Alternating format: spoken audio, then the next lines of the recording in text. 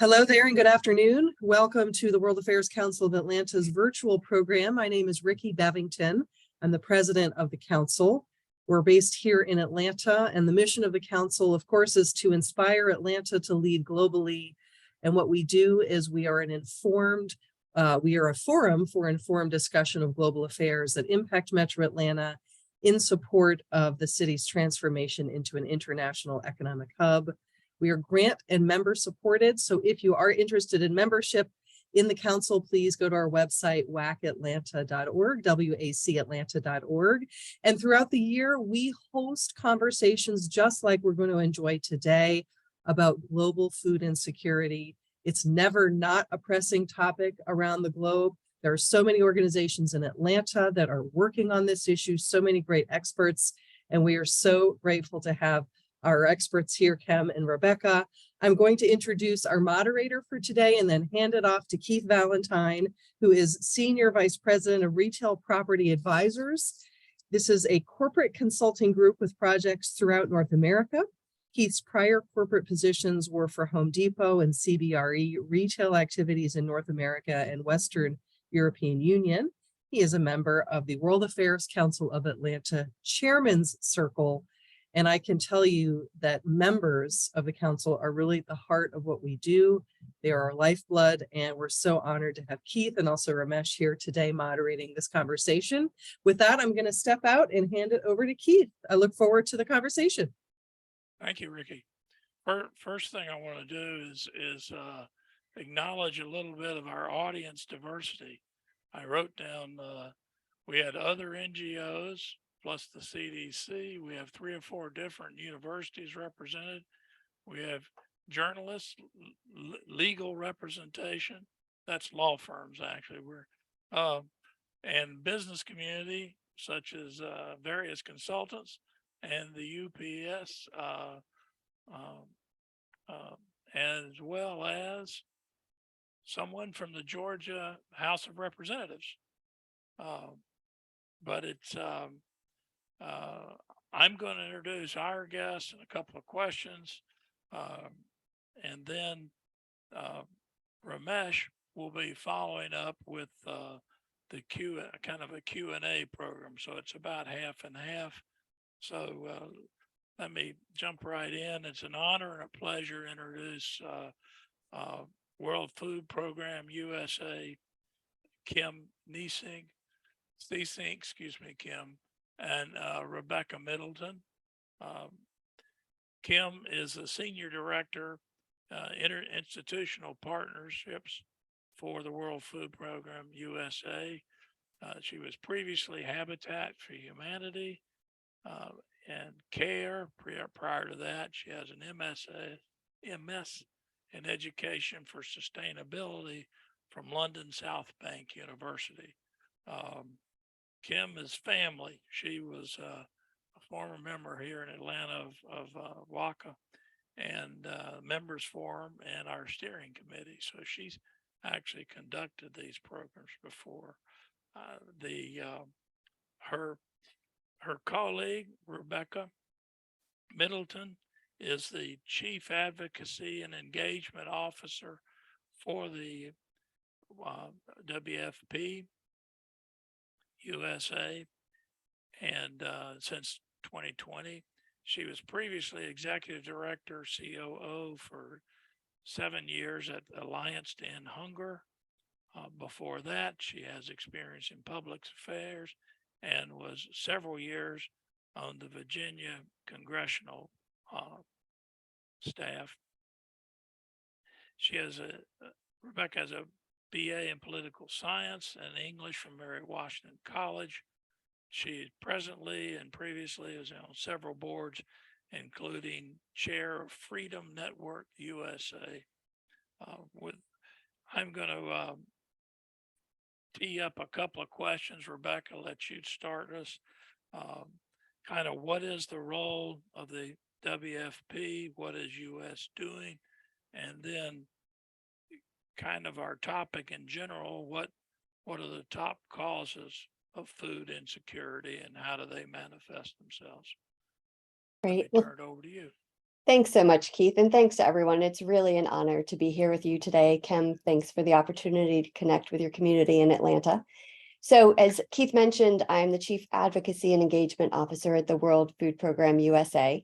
We are not the United Nations World Food Program. We are the US 501c3 nonprofit that supports the mission of the United Nations World Food Program through advocacy, fundraising, and brand building in the United States. And we've been in existence a bit over 20 years, working alongside our partners at the United Nations World Food Program in support of the mission of really meeting the food security needs of those most at risk around the world. And what does that look like? I wish I had good news to share. If we were talking 5 or 6 years ago, I would have been telling you great news. The trends were all going in the right direction.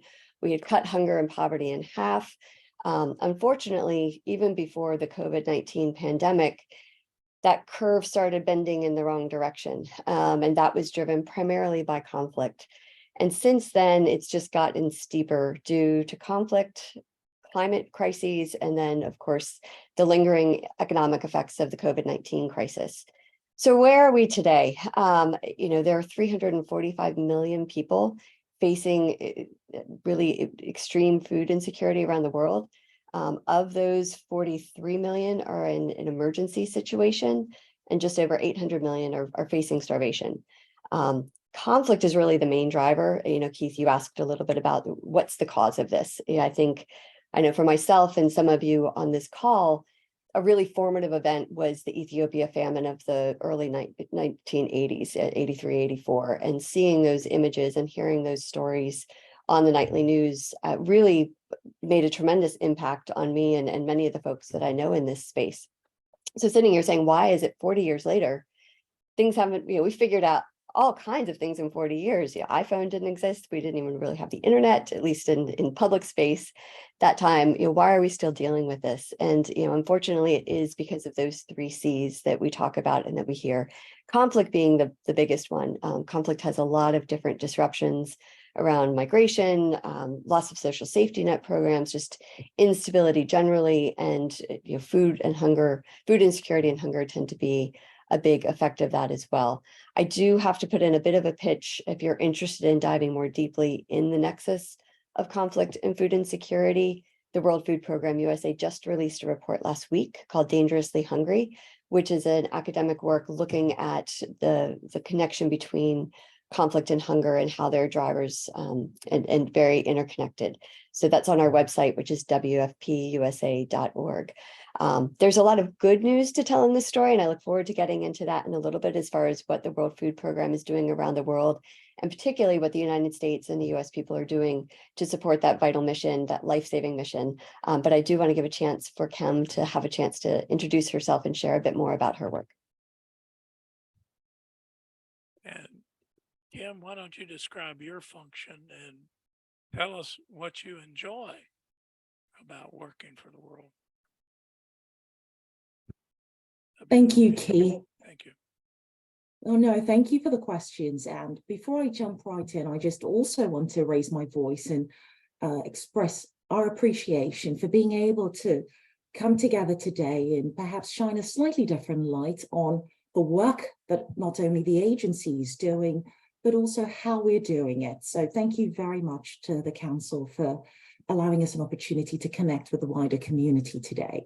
So at World Food Program USA, I sit in our development department, and that's a department that works to cultivate, nurture, and foster partnerships that can help resource the much needed change and action and partnerships to fight food insecurity. And my role, my actual function is I'm the Senior Director for our Institutional Partnerships team. Now, there are different sorts of teams and different sorts of groups working together in very innovative ways to be able to resource the good fight, as I describe it. So we have definitely got partnerships with corporate entities, with our individual supporters and partners, as well as with different sorts of foundations and faith-based organizations and civil society grant-making institutions. Now, I've deliberately used the word resourcing, because when we try to catalyze, or we are in the position of being able to foster exciting and nurture innovative partnerships, this isn't simply fundraising. You asked what I'm excited about. I'm really excited about not only the mission of World Food Programme USA, but also in the way we're able to interface with different sectors and partners, not just on food insecurity issues, but gender, climate, innovation, data, as well as to bring different voices to the table. So I'm excited not only by the work we do, like many of my colleagues and many of us working in these sectors, we wish that this work didn't have to exist, but I'm very honored to be able to work in a team that's dynamic and at an organization that's definitely leading the charge towards creating change through innovative partnerships. So that's my role. I'll stop here and don't let my excitement take us off track.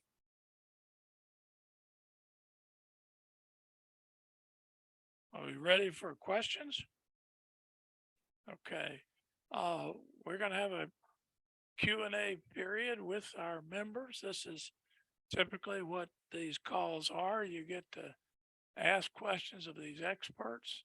Ramesh is going to monitor the Q&A. We have the ability for you to enter your question if you look on your screen below the Q&A section. And I'll go with the first one, the privilege, if I may. The WFP ultimate goal in some of your literature says zero hunger. Is it solvable? I mean, that's a big, significant goal. Is it solvable? And what would that look like? You know, let me just leave that with the two of you. Do you want to take a first stab at that? You've got your mic open, Rebecca. Why don't you go for it? And I'll add in. Thank you. Sure. So I'll just start. You know, zero hunger is obviously an audacious and aspirational goal. But when we think about it, you know, why should we set anything less? Every man, woman, and child on this planet deserves to have access to enough nutritious food on a sustainable basis. And so, you know, realizing that it's going to take a lot to get there. And as I mentioned, we've gone back and forth in the trends, but we still need to strive for that. I'll just share a personal story. When I entered the anti-hunger advocacy space about 10 years ago, at the time, my children were young elementary school aged. And the shift in my role was a bit of a shift in our family's schedule. I was going to be traveling more and in the office more frequently. So as we're talking to the kids about this, I'll never forget, my daughter was in 3rd grade. And I was telling her, you know, I'm going to go work on advocacy to help fight hunger. And she said, well, Mom, if you do your job well, then there won't be any more hunger and then you won't have a job. And all I could think was, wouldn't that be amazing? Right? I think all of us in the anti-hunger space are trying to work ourselves out of a job. And anytime I start to get a little cynical about it, I think back to my now 18-year-old, but then 6 or 8-year-old daughter, and the belief that she had that it was possible. And I think we all need to keep that as we continue in our work. Thank you, Rebecca. If I may just add in also, just to complement what Rebecca is saying, is also the fact that there are a number of sustainability goals. And I'm going to refrain in a lunchtime dialogue from getting too technical. But for those that have followed international development, as well as really lent their own efforts to poverty reduction, also here in the United States, as well as overseas, you might be aware that there are a number of globally agreed goals in which we have all come together as an international community to be able to solve different facets and different ways in which poverty presents itself. And the ones in which particularly target hunger, and being able to ensure that we can, as Rebecca has beautifully illuminated and illustrated, being able to tackle hunger in its most extreme forms and erasing it from the world. It's also accompanied by a drive, and within that goal, to ensure that there's safe, nutritious, and sufficient food. So keeping to my promise, I'll stop there, but it's not only just summing up, it's the drive, as well as ensuring that the different ways in which food is accessible, available, and safe all contribute to zero hunger as well. Thank you. Mr. Subramaniam. Great, thank you. So I just as Keith had suggested, one of the greatest advantage of this members forum program is for the members to ask questions. So please go to the Q&A section of the Zoom right at the bottom and type in your questions, and I'll take those questions as they come in. But before we get started, Rebecca, I think, could you talk a little bit about, you talked about World Food Program on a global basis. Could you talk a little bit more specifically from the U.S. perspective? What are we doing in the U.S.? How are we sort of doing it at the national level, playing a role on the global stage, as well as what we can take it down to our specific community? Absolutely, and I appreciate the question. So the United States has a long and really distinguished history of engaging in addressing global food security, really going back 200 years. And historically, that has been in the form of sending US grown commodities overseas in places that have had natural disasters or some other reason why they don't have enough food in the market. That's evolved over time and really took on a new level of sophistication starting in 1961 with the formation of both the United States Agency for International Development, USAID, and then also the United Nations World Food Program, which the United States was really instrumental in standing up. Since then, the United States has leaned in heavily into what we can do both directly and indirectly. And in addition to continuing to provide US commodity assistance. And so I would say the best anti-hunger champion is a US farmer. I've never met a US farmer, whether it's in Kansas or Iowa or Georgia or anywhere in the country, that isn't really seeing how what they're doing is feeding the world. So the commodities piece still exists, but we've also evolved to where the United States government provides cash. So we've got a lot of really bright business folks on this call. You can imagine if there's a functioning market with food to buy, the worst thing that you can do is send in free food, right? It depresses the market, it compounds the problem.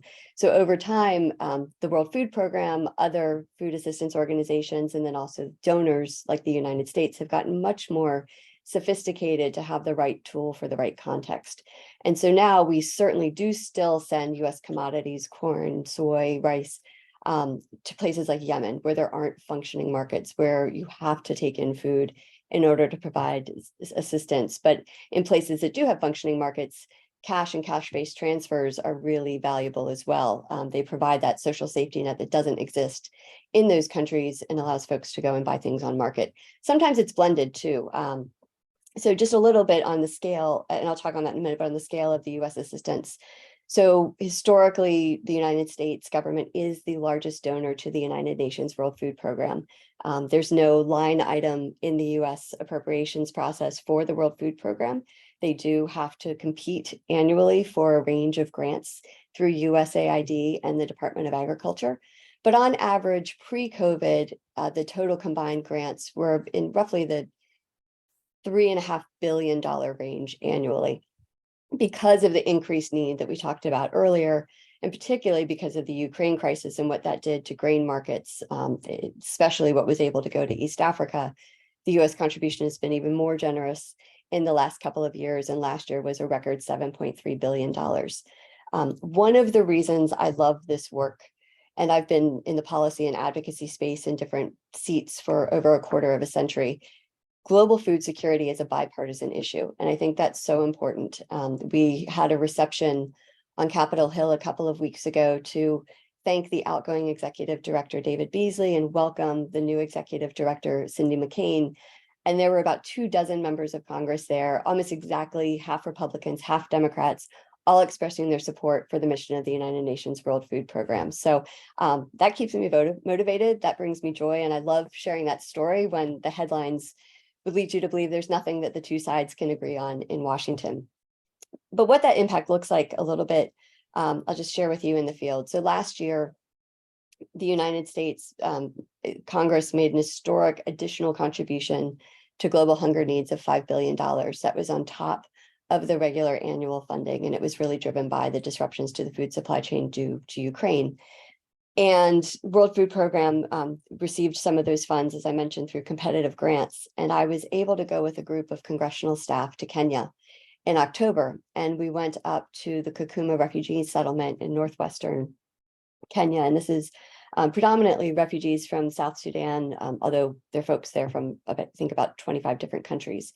And we had a chance to meet with some of them, and they said that because of the budget constraints, obviously demand for WFP services and just global food security needs across the board has gone up precipitously. Funding hasn't quite kept up.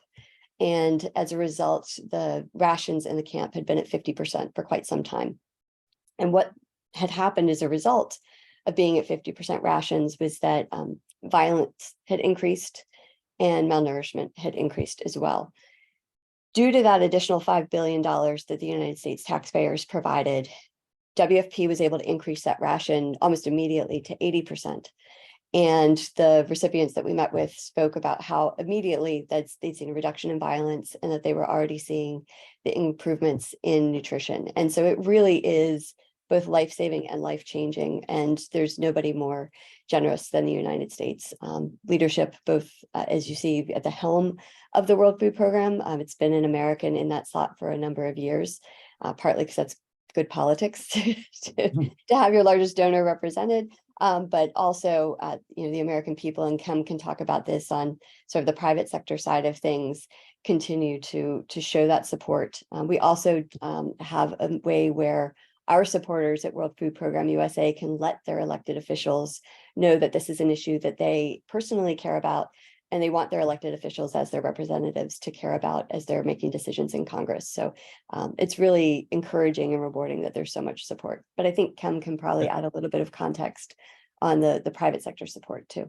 Before I go to Kim for the private partner, could you talk a little bit more? Now, you talked about this at the national level, and if you bring it down, because the audience here, I think we have, as Keith mentioned, we have audience from different parts of the world and from different areas, but a large percentage of the members are here from Atlanta, from the Georgia. So could you talk a little bit about what we at the local level can do to sort of connect with this national mission, so to speak? Absolutely.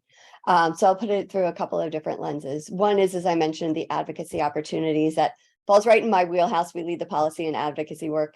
On our website, wfpusa.org, there is an advocacy section under Get Involved, where you can sign petitions or see things that we've asked our network to share with their elected officials. So that's one way to get involved.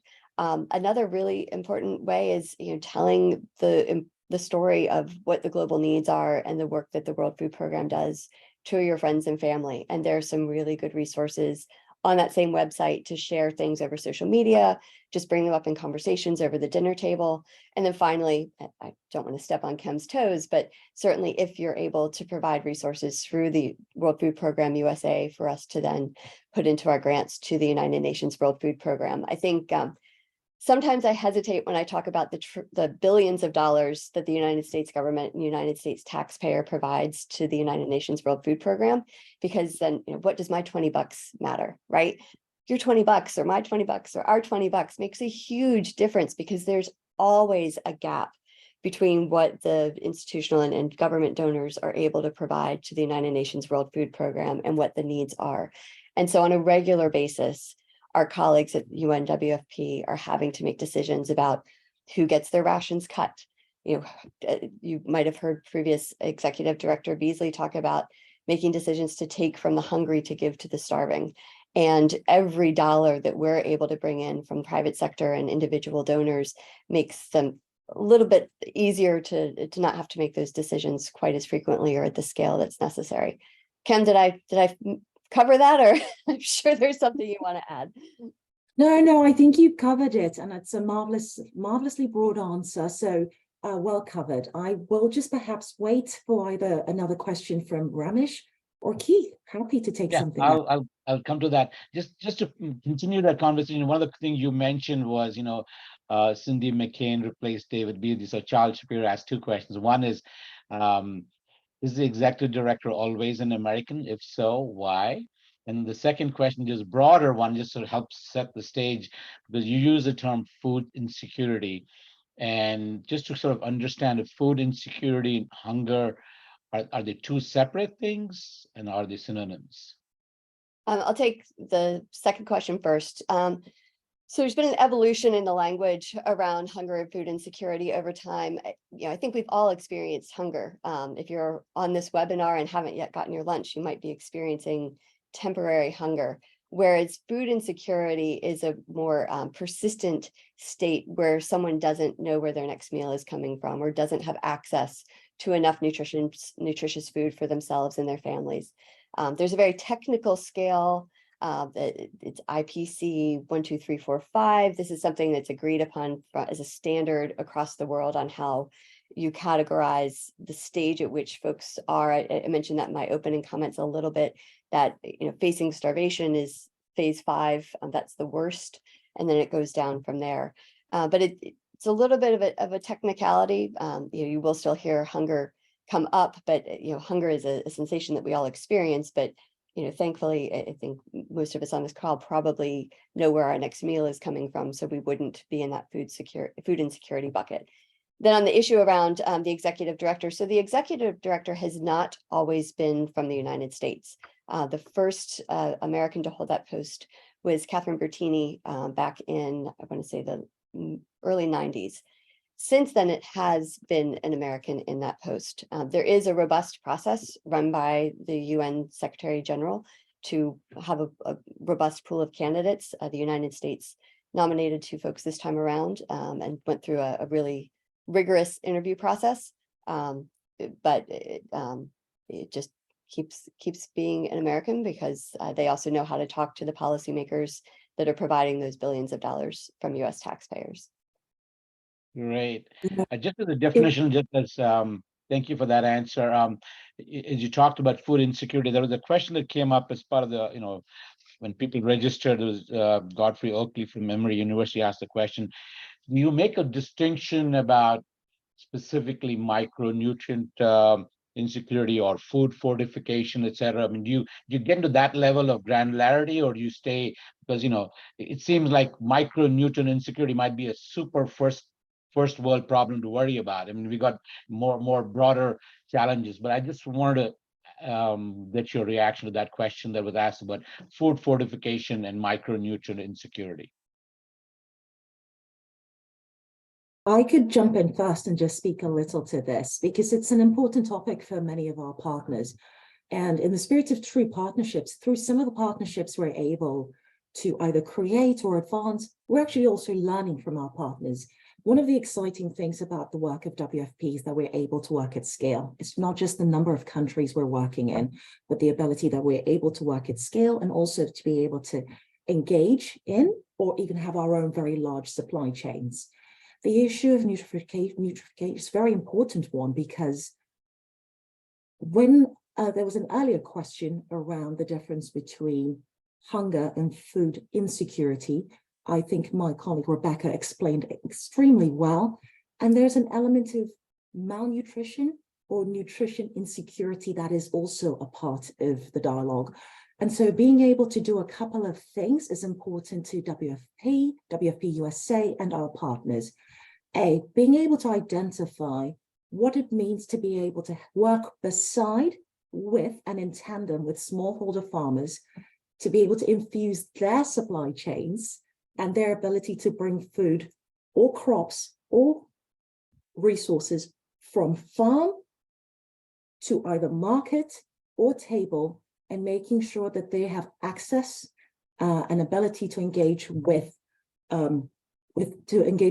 platforms that can give them access to fortified or nutritious crops. So that's the supply chain.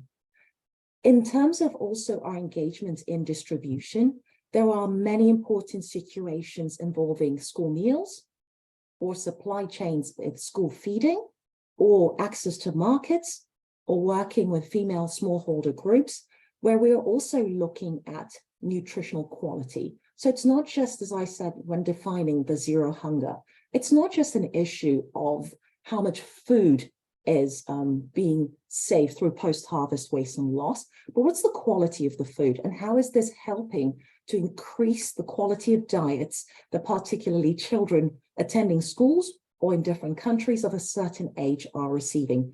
And then the final really quick example I'd say that's important to us and many of our key partners is also recognizing that in many of the situations that we are having to intervene in, there is often compromised diets.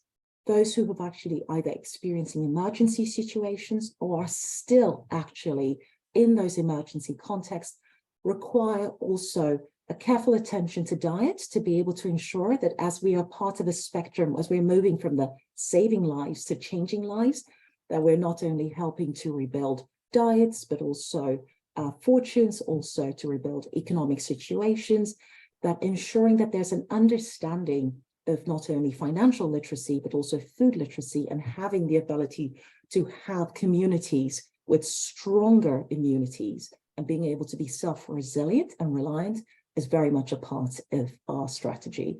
So very important.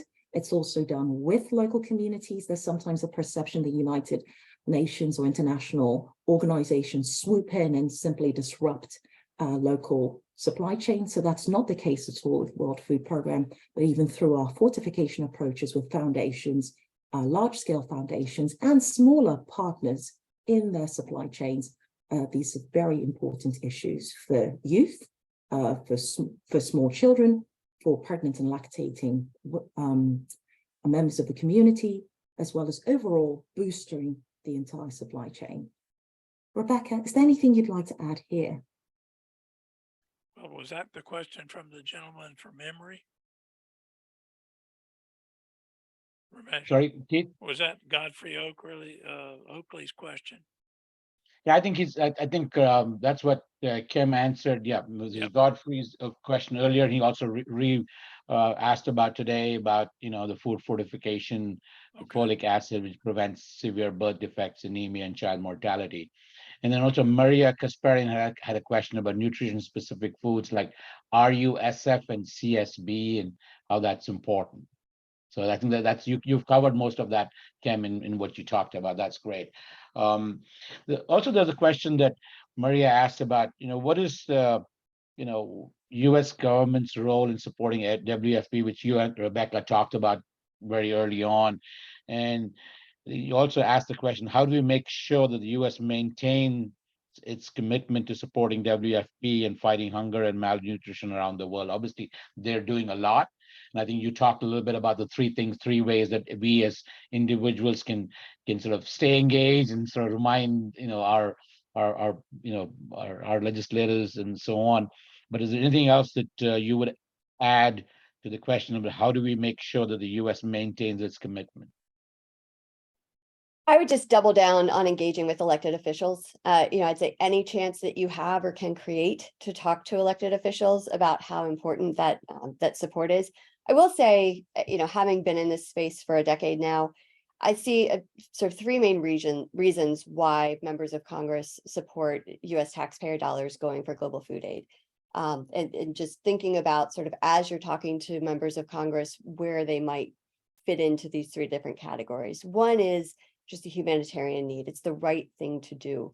We're the richest country in the world. We have a responsibility to be generous and give to those who don't have what we have. The second is that U.S. agriculture tie. Anybody from an agriculture state understands that,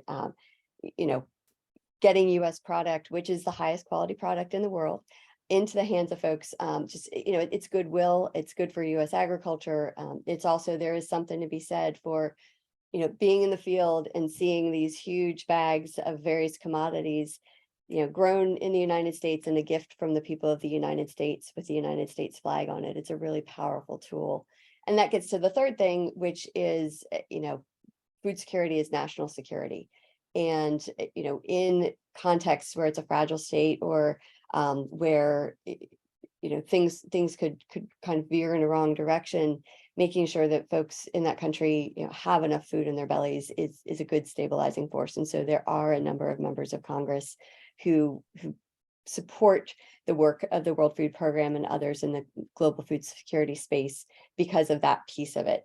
And very often it's not just one, it's two or it's even three. But I think just, as you're talking to folks, as you go to town halls, if you're coming to Washington, D.C. and meeting with your members of Congress here, if you're, if you're the head of a business or working in a company that is having an elected official do a site tour. Just mentioning that this is something that's something that you value, and you appreciate their support and want them to continue to pay attention.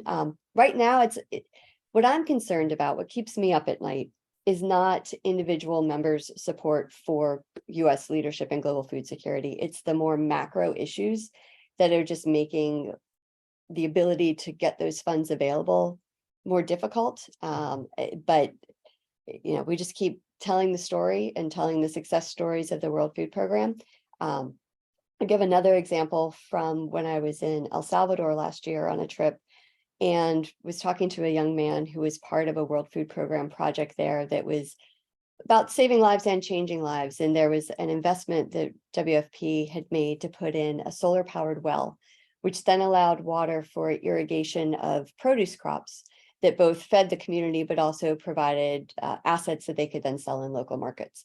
And this young man, who couldn't have been more than 20, 21 years old, said because of this program and his ability to support himself and his family through this program, he was staying in El Salvador when many of his friends from growing up who hadn't had this type of an opportunity had migrated because they couldn't provide for themselves and their families. But because of this work, he was staying there. So that's just one little story. There are millions of others, but it's really, you can't talk about it enough. And if you're looking for stories from particular countries or on particular themes, again, our website has some really tremendous resources.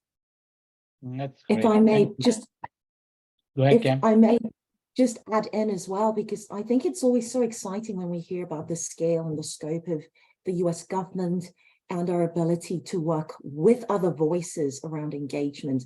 And if time allows, because I'd like to just also share that through the position I'm able to sit in, I'm also able to see smaller relationships and smaller size partnerships.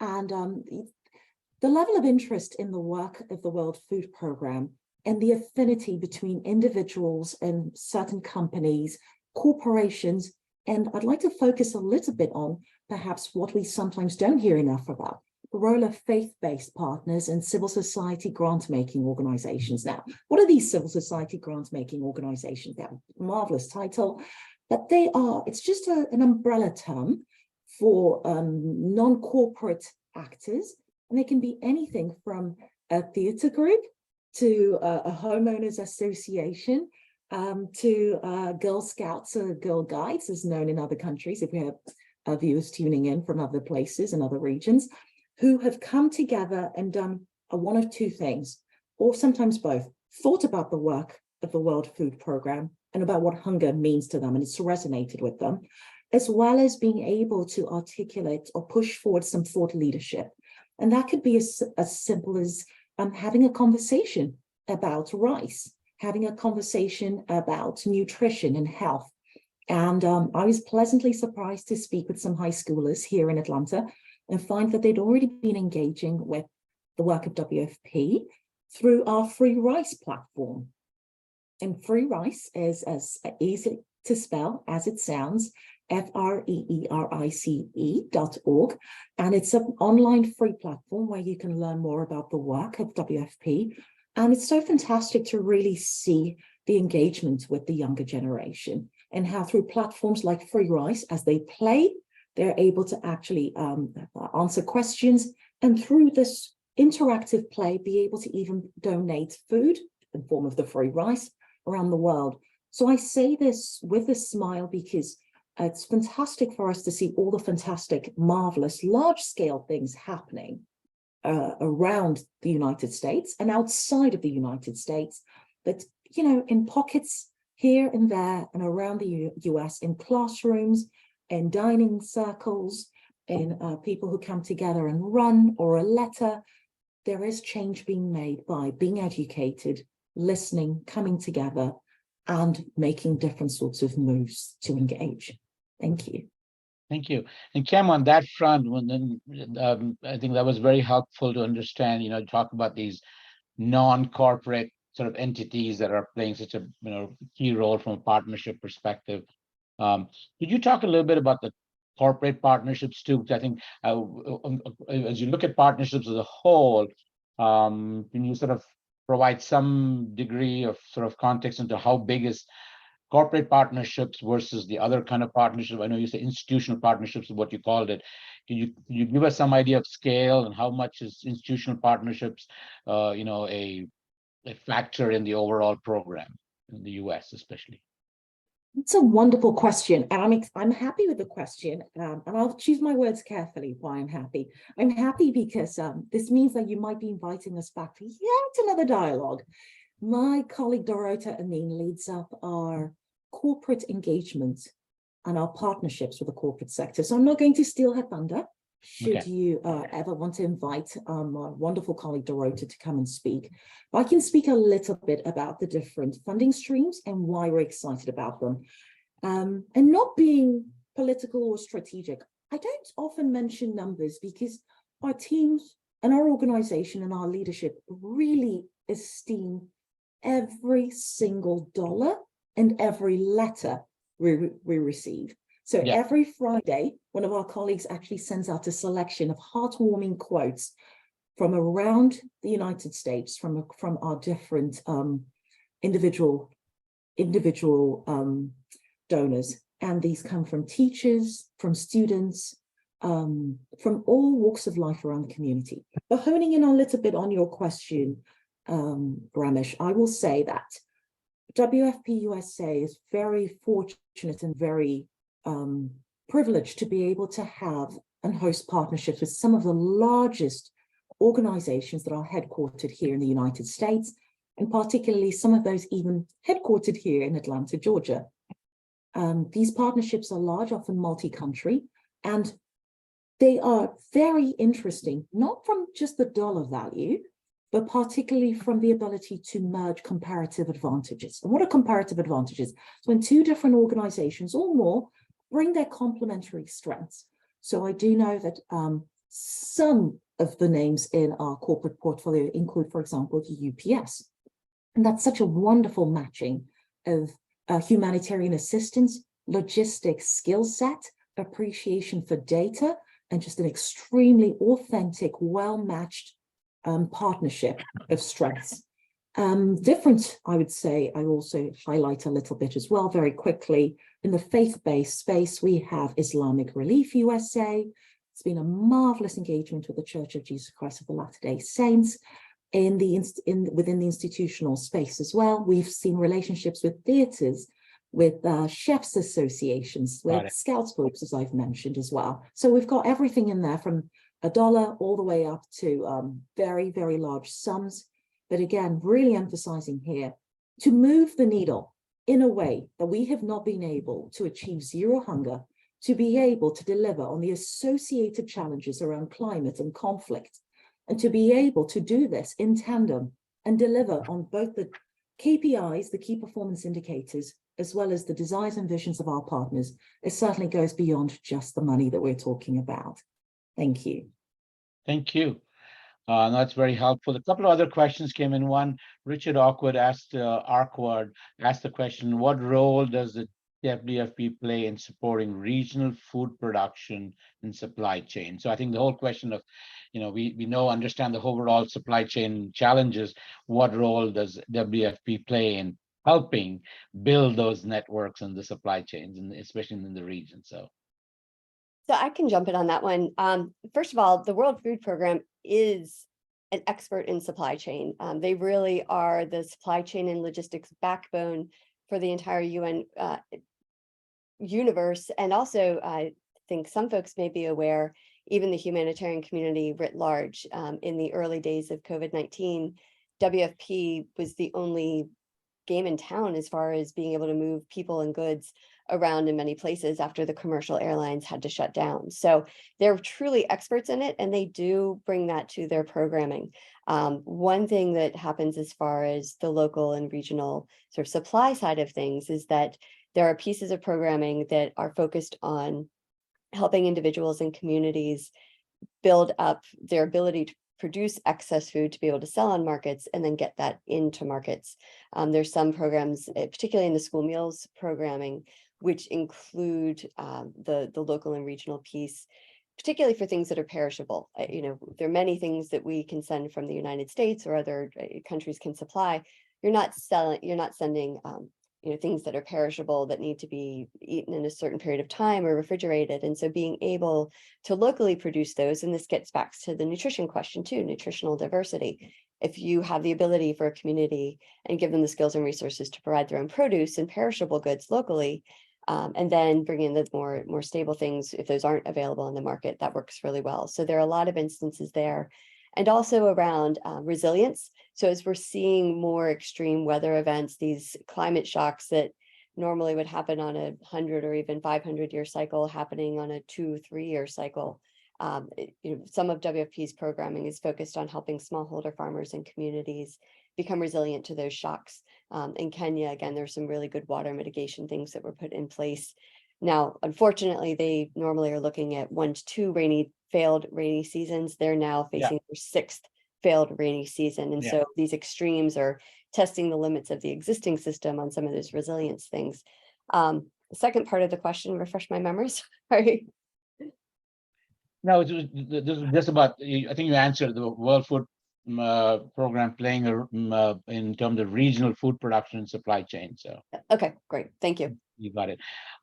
Kim, I have a question for you. I think you talked about, when you talked about, faith-based program, you talked about going to, the younger population, getting engaged in this WFP USA's program. There's a good question from Sergio Quiñones in Mexico, and I don't know if you have the answer to this, but he brings up a very good point.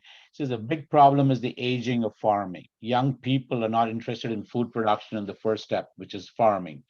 Do you know of any organization that is developing a program to encourage the reintegration of young people into the farming business? As you said, the young people are really leaning into solving this problem. This question is, one of the challenges is, to solve this problem, you need more food. In order to need more food, you need more farming. And are you aware of any initiative or program or organization that sort of brings more younger people into the farming, movement, so to speak?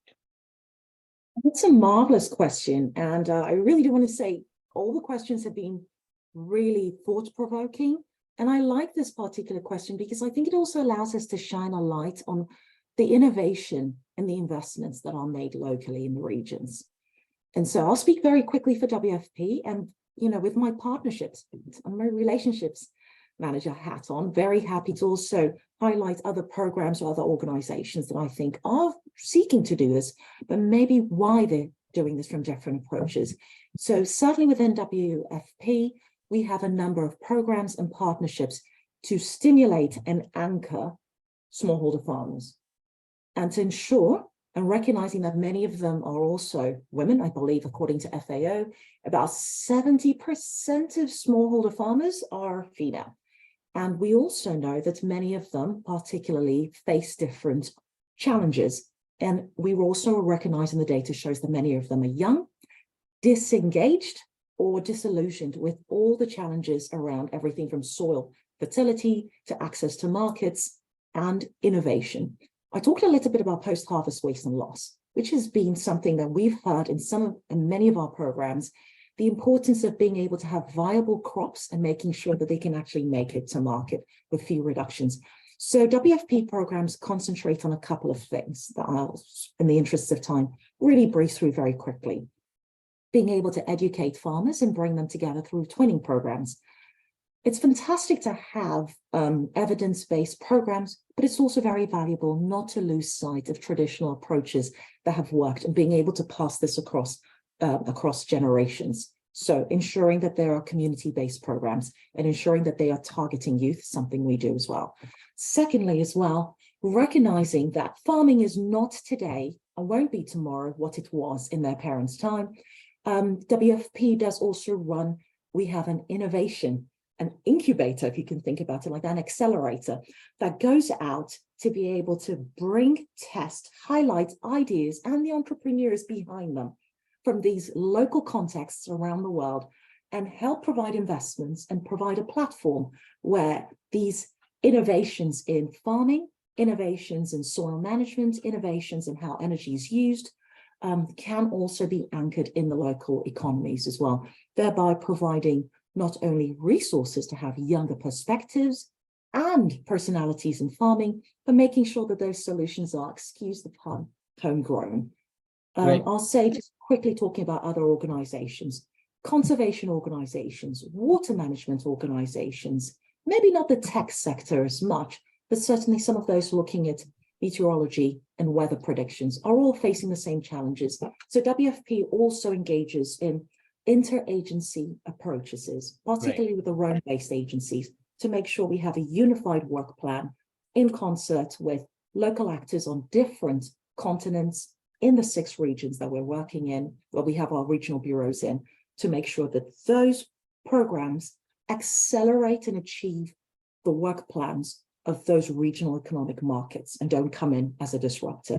So I'll stop there. Say thank you for the question. Yeah, thank you. That's a great question, Sergio, in terms of thinking about how we think about the next generation and how do we do more and bring them into farming. And that's a great question.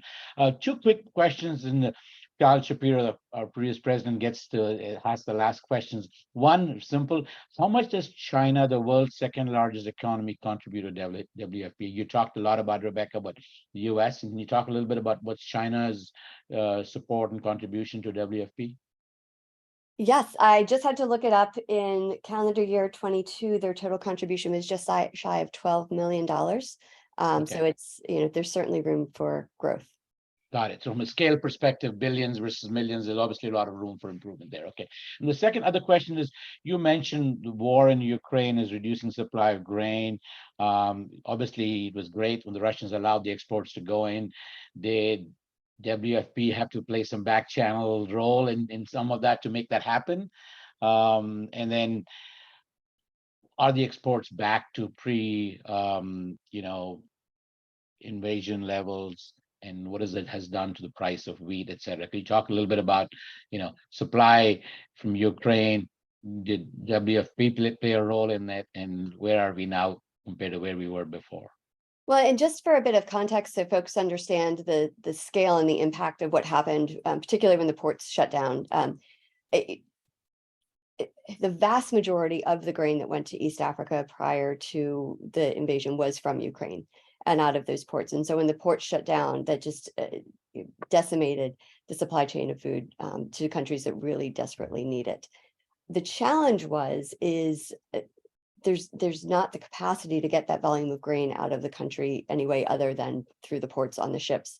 And one thing a lot of people don't know is that the width of the train rail gauges changes between Ukraine and Western Europe. This is a legacy of Stalin to make it hard to get things over that artificial border that was created all those years ago. And so you would literally have to move the car from one set of wheels to another to be able to get it out of there on rail.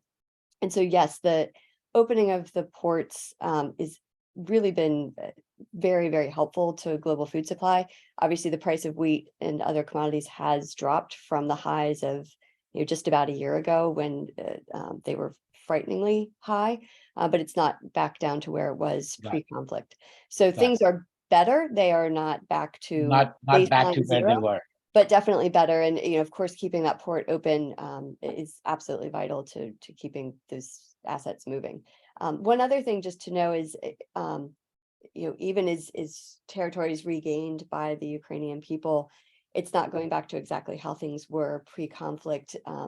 As the Russians were in these areas, they were very strategic in mining the agricultural area and agricultural equipment. And so it's not turnkey to get these productions back up to where they were before February of 2022.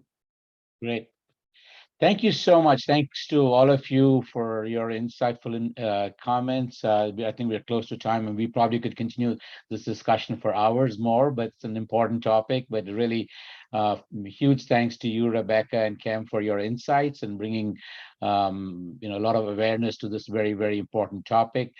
Thank you, Keith, for designing, curating, and moderating this program. It's your vision for this program that brought us all here. I want to also thank all the members that are joining this discussion today. Thank you for your membership. As Ricky said up front, it's the members that make this World Affairs Council possible, and then the life of this council. And for those that are not members, we'd like to invite you to become a member. As Ricky mentioned, The best way to do that is to go to WACATLANTA.org, WACAtlanta.org. And that's where you can find information about our programs. You can subscribe to our newsletter, and you can join us for future programs. So until next time, I want to take this time to thank everybody and have a wonderful afternoon. Keith, anything else you want to add? There is a bit of follow-up reading if anyone would like it. Megan has it. Thank you. Couple of 3 situation reports, etc. And actually, I was thinking about that too. We can also add the Dangerously Hungry that you mentioned, Rebecca, that we can provide the link or the information to that too. So thanks, Keith, for that reminder. So we will send everybody that has been registered for this program, we'll send you an email. Where you'll get the recording as well as some of the articles that Keith mentioned, which provide you a little bit more information about the World Food Program. So thanks, everybody, and have a good day. Thank you very much. Thank you so much. Bye-bye. Bye, Rebecca. Bye, Kim. Bye-bye.